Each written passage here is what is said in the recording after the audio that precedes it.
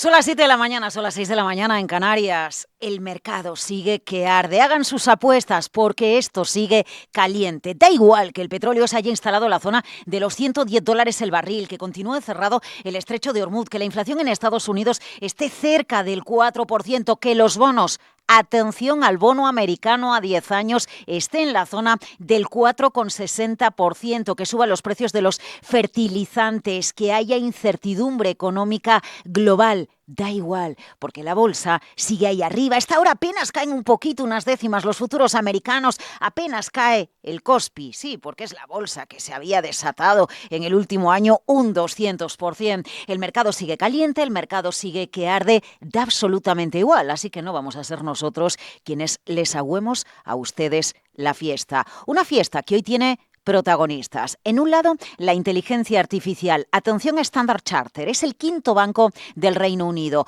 Anuncia más de 7.000 despidos, va a eliminar más de 7.000 puestos de trabajo porque los va a sustituir por la inteligencia artificial y ello le va a permitir aumentar el ingreso por empleado y aumentar la rentabilidad. Vendrán más bancos anunciando miles de despidos de la mano del trabajo que ya realiza la inteligencia artificial. Esa inteligencia artificial está cabreando cada vez más a la gente de a pie en Estados Unidos. Esta está ahora la portada del Wall Street Journal, donde se insiste protestas que se extienden por el país con el ciudadano de a pie diciendo paren ya con la inteligencia artificial. ¿Es miedo a que nos quite el empleo?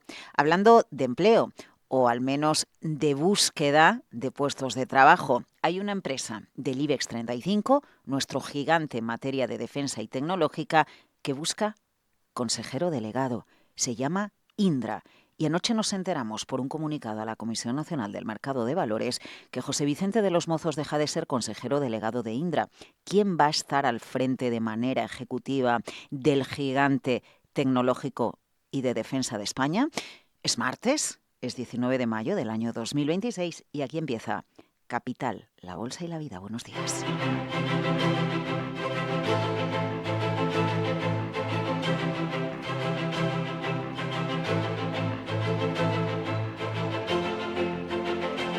Capital, la bolsa y la vida.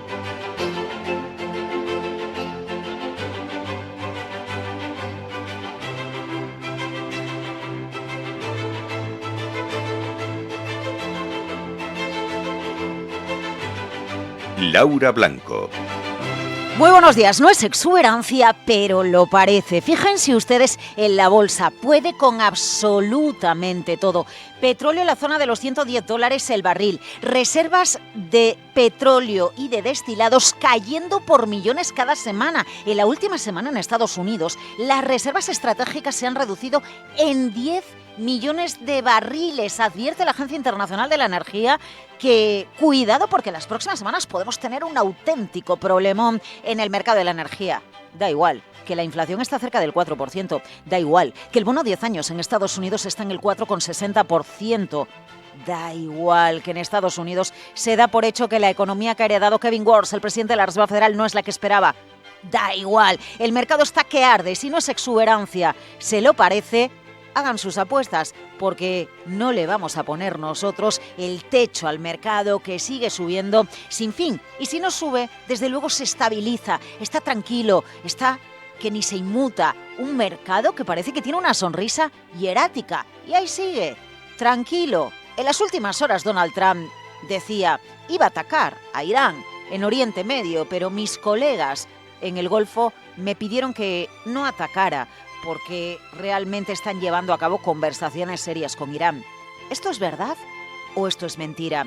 La guerra se alarga, 12 semanas de guerra y la fiesta continúa. Show must go on. Lo explicaba, con otras palabras, el responsable de inversiones de la Mutualidad con nuestra compañera Lucía Martín en Mercado Abierto en la tarde de este lunes.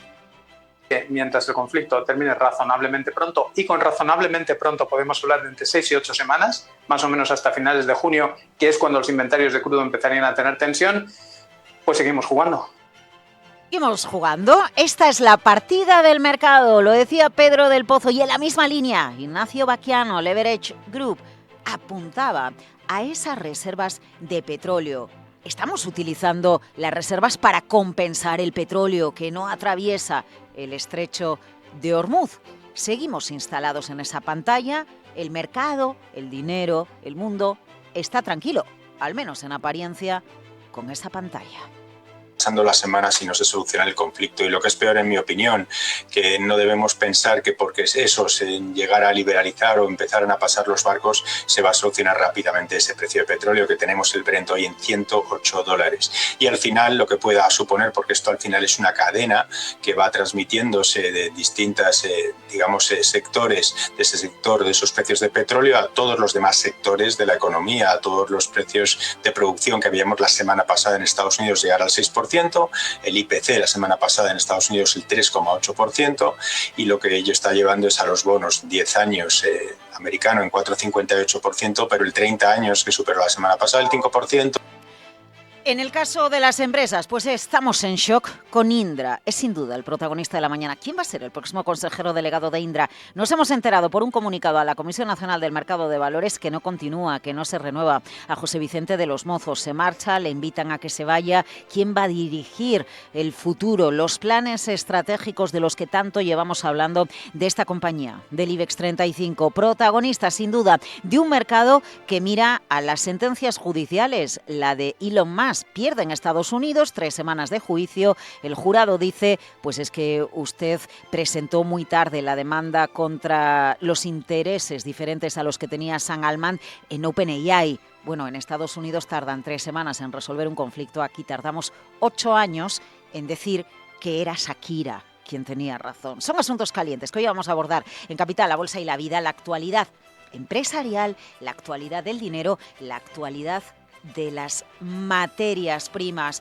A esta hora, futuros americanos caen suavemente. A esta hora, en Asia, el Kospi surcoreano cae con fuerza, más de un 3, pero es que estaba en la estratosfera. Y se habla mucho de Japón. La economía crece más de lo esperado gracias a las exportaciones y la demanda interna. El cruce euro-dólar en un mercado que aguanta con estoicidad 1,1635. Capital, la Bolsa y la Vida. Esther La Paz, Íñigo Jalón, dirección técnica. Miguel San Martín, con titulares.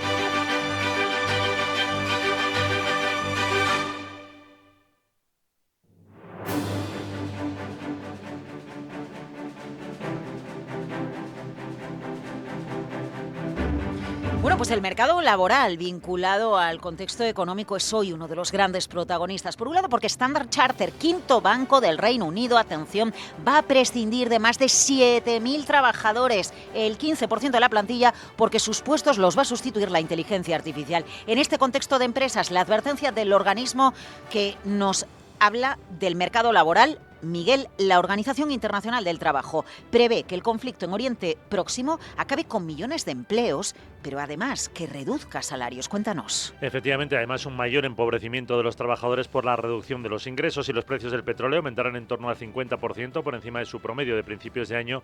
Las horas de trabajo a nivel mundial disminuirían un 0,5% este año y más del 1% el próximo, lo que equivale a 14 millones en un año y 43 millones de empleo a tiempo completo, respectivamente. Así, el desempleo mundial aumentaría de forma gradual, con incrementos de 0,1 este año y de medio punto el próximo. La OIT insta a los gobiernos a que pongan el foco en el empleo y en los ingresos para evitar que los efectos de las tensiones geopolíticas y la guerra provoquen un retroceso prolongado del trabajo. Bueno, pues esa guerra, ¿cuál es la última escena? ¿Cuál es el último capítulo? Miguel, Trump confirmando que ha retrasado 2 o 3 días un ataque a Irán a petición de sus aliados árabes. De Arabia Saudí, Emiratos Árabes y Qatar, para tener más tiempo y buscar una solución diplomática al conflicto. Trump, que ha informado de su decisión a Israel, explica que estará satisfecho si se logra un acuerdo que impida a la República Islámica tener un arma nuclear.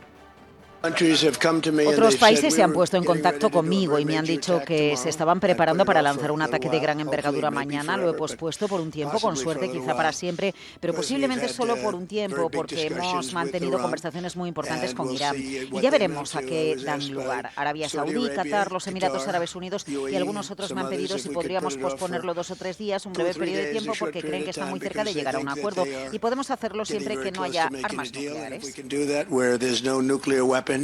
Trump asegura que no está dispuesta a hacer concesiones tras recibir una última contrapropuesta de Irán para poner fin al conflicto. Tampoco confirma si estará dispuesta a aceptar un veto de 20 años para el enriquecimiento de uranio, como podría figurar en ese plan enviado a través de los mediadores pakistaníes. Bueno, atención, porque una semana después del encuentro Donald Trump-Xi Jinping, ahora tenemos a Xi Jinping con Vladimir Putin. Hoy ambos mandatarios se reúnen en Pekín con una agenda centrada en el comercio y en el gas. Hablarán de la situación internacional también, como no, de Irán y de Ucrania, en una asociación que Rusia va a presentar como factor de estabilidad y con la esperanza de sellar acuerdos de exportación de petróleo y de gas. El portavoz del Kremlin, Dmitry Peskov, ha avanzado por su lado que ambos líderes firmarán una declaración conjunta junto a otros documentos bilaterales. Nuestras expectativas son de lo más serias, las relaciones son verdaderamente muy polifacéticas y más allá de lo que es puramente la parte de la cooperación comercial y económica, también estamos desarrollando activamente nuestro diálogo en el ámbito de la educación y se inaugurará el año del intercambio ruso-chino, el año de la cooperación tanto en materia de educación como de medicina, es decir, en todas las áreas posibles, y cualquier nuevo contacto entre los jefes de ambos estados contribuye a crear un nuevo impulso adicional para el desarrollo y la expansión de la relación. Rusia espera que la inestabilidad en los mercados energéticos haga que China sea más flexible en las negociaciones sobre un contrato para los precios del gas destinado al proyecto del gasoducto Fuerza de Siberia 2. Según el Ministerio Chino de Exteriores, Putin y Xi intercambiarán puntos de vista sobre la relación bilateral y sobre asuntos internacionales de interés mutuo y aportarán estabilidad al escenario internacional. A esta hora, Financial Times está contando que Xi Jinping le dijo a Donald Trump que Putin podría reiniciar la invasión en Ucrania. Veremos cómo queda la geoestrategia, el ámbito energético mundial. De todo esto están debatiendo, hablando los ministros de finanzas del G7 en París, abordando sobre todo esa cuestión energética y, ojo, también, Miguel, el mercado de bonos. Se coló en las negociaciones después de la subida de los rendimientos y también de que la presidenta del BCE, Christine Lagarde, reconociera que se preocupa por ese mercado porque es su trabajo. El titular galo de Finanzas advierte de que el panorama económico subyacente no es tan preocupante como podrían sugerir los inversores. Además, los gobiernos del G7 intentan coordinar esfuerzos para reducir su dependencia de China en materia de minerales críticos y tierras raras. El titular alemán, Lars Klingbeil, asegura que no puede perder Europa esta oportunidad. Quiero que no seamos dependientes, que no seamos vulnerables. En lo que respecta a Irán, podemos ver lo que significa depender de los combustibles fósiles. En Ucrania, cuando estalló la guerra, vimos lo que significaba depender del gas ruso y debemos tener mucho cuidado de no caer en la siguiente dependencia, en la que, para ser sinceros, ya nos encontramos. Tenemos todas las oportunidades para cambiar esto y para pasar a la acción. El comisario de Economía, Valdis Dombrovskis, asegura que el G7 tiene tres tareas: mantener la presión en las sanciones contra Rusia, poner fin rápidamente al conflicto en Irán y reforzar la cooperación internacional para corregir los desequilibrios económicos globales. Bueno, hablando de desequilibrios económicos, la Comisión Europea rechaza cualquier posibilidad de flexibilizar las reglas de disciplina fiscal en Europa para flexibilizar también el gasto vinculado al impacto de la guerra. Lo había pedido a Italia y afirma que los Estados miembros ya cuentan con fondos europeos y con mayor margen para conceder ayudas públicas para afrontar este tipo de gastos. Insiste el que foco está puesto en hacer uso ya de la financiación disponible a través de los fondos Next Generation o los de cohesión. Recuerda que quedan 95.000 millones del presupuesto disponibles para inversiones energéticas. Hoy la Comisión Europea presenta su plan de acción sobre fertilizantes para asegurar el abastecimiento, controlar precios y reducir la dependencia de importaciones. Tras la subida por el impacto en la crisis de Oriente Medio, por ese motivo, agricultores españoles convocados por Asaja y UPA acuden a Estrasburgo para concentrarse junto a otros productores de toda la Unión frente al Europarlamento. Esperan propuestas que estén a la altura de la gravedad y la urgencia de la crisis del campo, dicen, y es que con el cierre de Hormuz se ha bloqueado el 30% del tráfico y del comercio de urea y de amoníaco, lo que ha supuesto un encarecimiento notable de los fertilizantes. Y un apunte empresarial: en nuestro país, Ford Almusafes va a fabricar a partir del año 2028, Miguel, el nuevo modelo Bronco. Es un SUV compacto y multienergía dentro de un plan de la empresa para producir en Europa hasta 7 nuevos modelos. La planta de Almusafes tiene vigente un ERTE de 2 años para toda la plantilla de más de 4.100 trabajadores que concluye este año, con la vista puesta en el lanzamiento de este nuevo vehículo anunciado ya hace 2 años. 14 minutos sobre las 7 de la mañana. Futuros americanos cayendo suavemente en las últimas horas, disparados en el IBEX títulos como Repsol o como Solaria. Enseguida nos detenemos en estas compañías en una jornada en la que veremos cómo empiezan a moverse los futuros europeos a partir de las 7:30 de la mañana. En la agenda del día, puntos fuertes. Sara Bot, muy buenas. Muy buenos días. Martes y comenzamos en Reino Unido, que publica el paro de marzo, ingresos medios de los trabajadores y productividad laboral. En España y la zona euro tendremos la balanza comercial. El Banco de España publica el avance mensual de la deuda pública. Alemania subasta deuda y en Estados Unidos se publica el índice Redbook de ventas minoristas, el informe ADP de empleo y ventas de viviendas pendientes. Bueno, ya estás hablando con el señor Simón y le dices que tienes candidata para ser CEO de Indra. La Sarita, claro, jeje, chao. Venga, vamos a explicar qué dice el comunicado de Indra enviado a la Comisión Nacional del Mercado de Valores.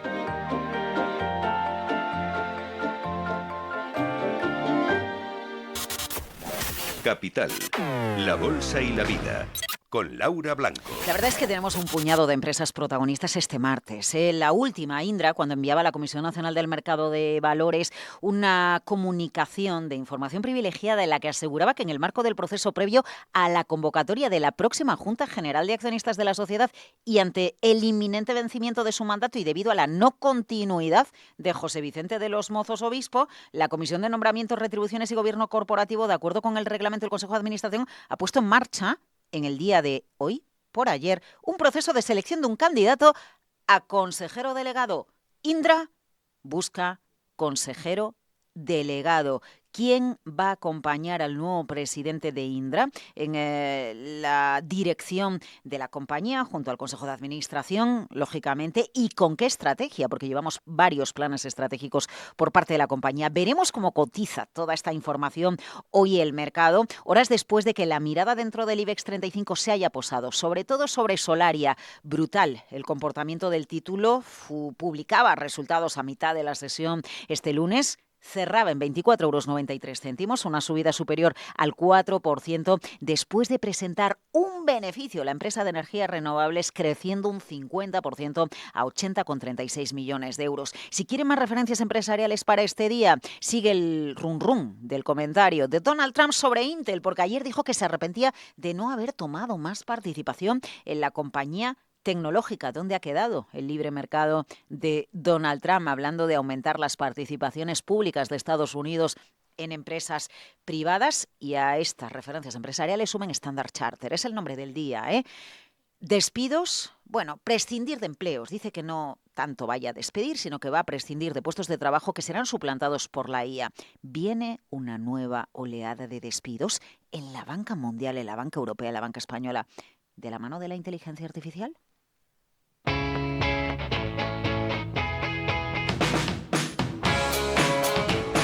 La economía despierta. Capital Radio. Capital, la bolsa y la vida. Con Laura Blanco. Es impresionante cómo está aguantando el mercado, y cuando decimos mercado decimos renta variable, con todos los frentes que tenemos abiertos, incluidos también el de la inflación, la subida de los costes energéticos, que ya se está reflejando en el mercado de deuda, de bonos, y está teniendo consecuencias en la economía real. La subida de los costes de financiación de créditos. Luis Vicente Muñoz, buenos días. Muy buenos días. Ya le toca el turno a las hipotecas, más caras cada día que pasa, con lo que se profundiza el problema de acceso a la vivienda. Un nuevo ejemplo de cómo la guerra de Irán afecta a la gente. Esa factura de la guerra se está pagando ya dos veces, primero en la gasolinera y ahora ya en las hipotecas. El temor a más inflación en el futuro es lo que está haciendo caer el precio de los bonos, de la renta fija, como venimos contando cada día. Y eso encarece las cuotas mensuales, incluso en un escenario en el que los bancos centrales no han subido todavía los tipos de interés. Las rentabilidades de largo plazo de los bonos son las que de verdad mandan sobre las hipotecas. En Europa, el rendimiento del bono alemán a 10 años ha saltado desde el 2,65 hasta cerca del 3%. El francés, del 3,2 a más del 3,7, niveles que no se veían desde hace 17 años. En la práctica, esto significa que el coste real del dinero para una hipoteca no es el tipo que fija el Banco Central hoy, sino el que descuentan los mercados para los próximos 10 o 20 años. En Estados Unidos, la media de la hipoteca a 30 años ha vuelto a subir hasta el 6,38% y encadena 4 semanas de repuntes desde que empezara el conflicto con Irán. En Reino Unido, las hipotecas fijas han rebotado por encima del 5% por primera vez en 7 meses, lo que obliga a retirar cientos de productos del mercado y a encarecer las ofertas que quedan disponibles. El Banco de Inglaterra ya ha avisado que más de 1 millón de familias van a pagar más por su hipoteca de aquí a 2028 como consecuencia directa del shock de la guerra, aunque el tipo oficial no haya vuelto a subir. En España, el termómetro se llama Euribor. Después de varios meses de alivio, el Euribor a 12 meses ha dejado de bajar, está ya en el 2,8% de media este mes de mayo. Esas décimas arriba le llevan automáticamente a la revisión a millones de hipotecas a tipos variables. Para una hipoteca de 280.000 euros a 25 años, que es la hipoteca media en España, pasar de un tipo del 2 al 3,5% eleva la cuota más de 200 euros al mes para una familia y más de 60.000 euros adicionales en toda la vida del préstamo. Y esto sin que el BCE anuncie una sola subida adicional de los tipos, y solo porque el mercado descuenta que los tipos se van a mantener altos más tiempo de lo previsto antes de la guerra. Y además, los bancos españoles están cubriéndose como están haciendo los homólogos europeos. Han dejado de abaratar sistemáticamente los tipos fijos, han endurecido diferenciales sobre Euribor, ahora ya piden más, y han ajustado comisiones y requisitos de entrada, sobre todo en los perfiles de mayor riesgo y en productos para no residentes. Otro ejemplo de cómo todo está conectado en la economía y cómo los de siempre pagan los platos que rompen otros. Luis Vicente, a partir de las 8 de la mañana con todas las claves de la economía, la financiación y el dinero.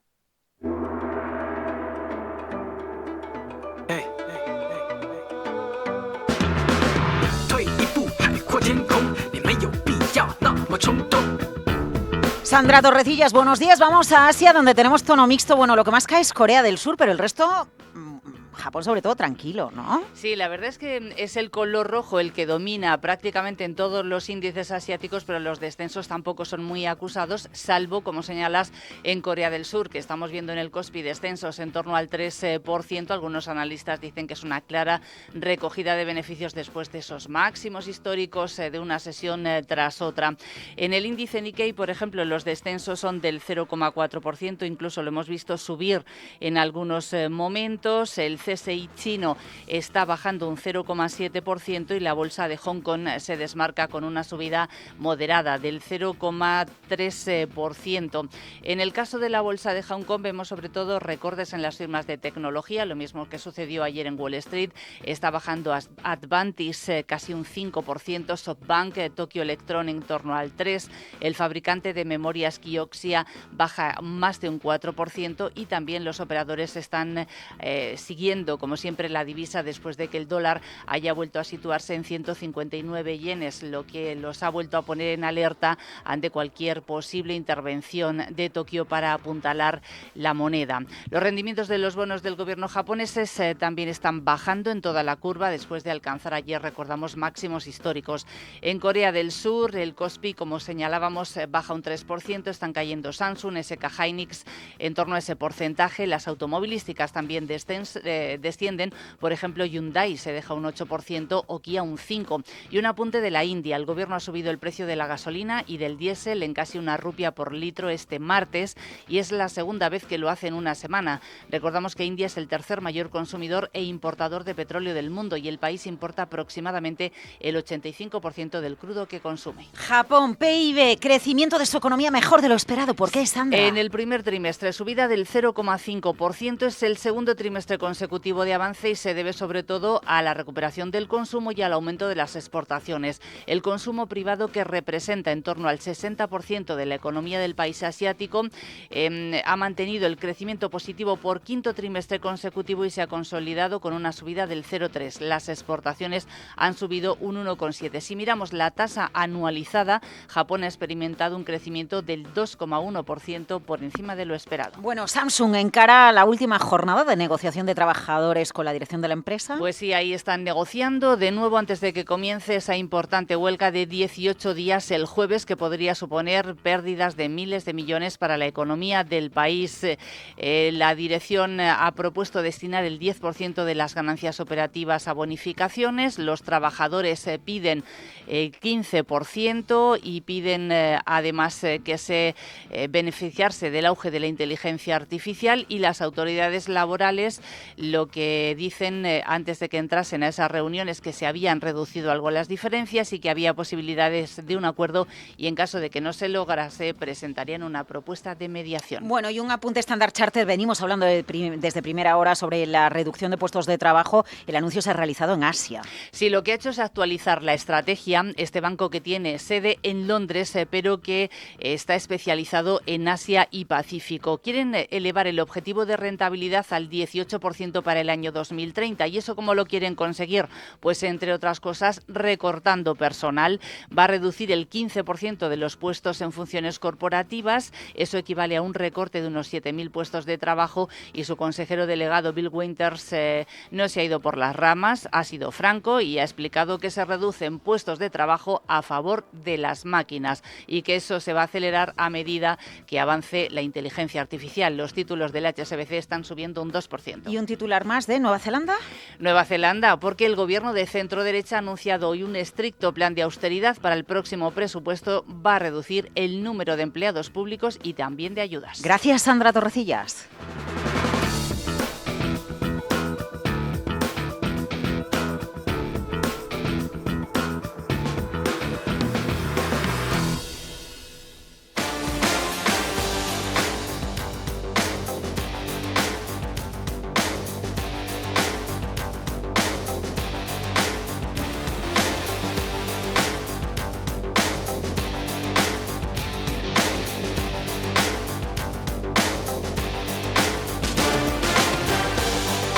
Es el hombre más millonario del mundo, Elon Musk, y ha perdido el juicio, el más seguido de las últimas horas. Ya sabemos que Elon Musk está en el siguiente capítulo, que es la salida a bolsa de SpaceX. Pero no es la primera vez que pierde Elon Musk en los tribunales. ¿Qué ha pasado, Guillermo Luna? Buenos días. Buenos días, Laura. Sí, Elon Musk ha vuelto a morder el polvo en los tribunales estadounidenses. Un jurado federal de Oakland, California, ha desestimado por unanimidad la multimillonaria demanda que el dueño de X mantenía contra Sam Altman y la cúpula de OpenAI. Musk sostenía que los de ChatGPT habían textualmente robado una organización benéfica al transformar el laboratorio original sin ánimo de lucro en un gigante comercial. Sin embargo, el jurado apenas ha necesitado 2 horas de deliberación para tumbar el caso por un motivo puramente formal. Y es que Musk había demandado demasiado tarde. El plazo de prescripción en California es de 3 años y el tribunal ha determinado que el multimillonario conocía los planes de reestructuración desde el año 2017. Ante la contundencia de estas pruebas, pues la jueza ha aceptado el veredicto en el acto. Y es que la agresividad legal de Musk ya le ha costado más de un disgusto. Si tiramos de hemeroteca, a este revés se suma un historial reciente de tropiezos judiciales. Cabe recordar el histórico varapalo de los tribunales de Delaware, que anuló inicialmente su megapaquete de compensación en Tesla, o también la multimillonaria condena que recibió la automovilística por los fallos de seguridad de su sistema de piloto automático. Con esta resolución, Musk se queda con las manos completamente vacías. Ni indemnización benéfica ni destitución de Sam Altman. Y claro, el magnate no ha tardado en acudir a su red social favorita, a su X, donde ya asegura que apelará lo que considera un simple, y cito textualmente, tecnicismo de calendario. Por el otro lado, Wall Street pues respira aliviado. OpenAI tiene ahora el viento a favor y el camino totalmente despejado para su inminente salida a bolsa, una operación histórica que ya se valora en cerca del billón con B de dólares. Bueno, cuando eres el hombre más millonario del mundo, quizás te da igual lo que te digan los tribunales, y lo más pensando ya en cuánto más va a crecer su fortuna, colocación en bolsa de SpaceX.